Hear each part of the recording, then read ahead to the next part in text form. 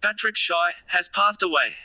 The news is he allegedly committed suicide in his garage in Soweto. Condolences to his family and South Africa. Progressive nations called it depression instead of suicide. Although most depressed people are not suicidal, most suicidal people are depressed. Serious depression can be manifested in obvious sadness, but often it is expressed instead as a loss of pleasure or withdrawal from activities that had once been enjoyable. Welcome to The Elephant in the Room.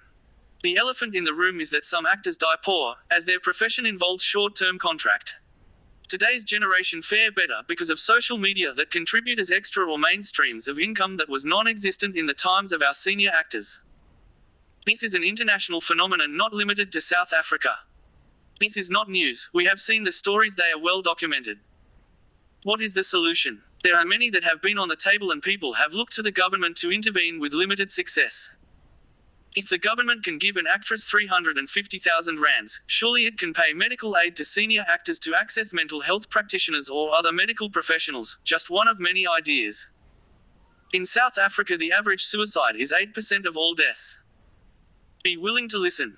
Take the initiative to ask what is troubling a depressed individual. If your friend or relative is depressed, don't be afraid to ask whether he/she is considering suicide. Do not attempt to argue anyone out of suicide, rather let the person know that you care and understand that they are not alone, that suicidal feelings are temporary, that depression can be treated and that problems can be solved.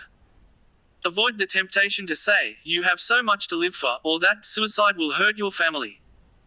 I am leaving contact details and helpline if you have 4 or more of the following signs of depression.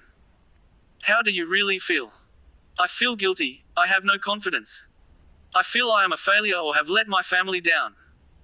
I have lost interest in my hobbies. Most of the time I would rather be alone. I often feel restless or tired. I have trouble concentrating on things like homework or watching TV. I have trouble sleeping or I sleep too much.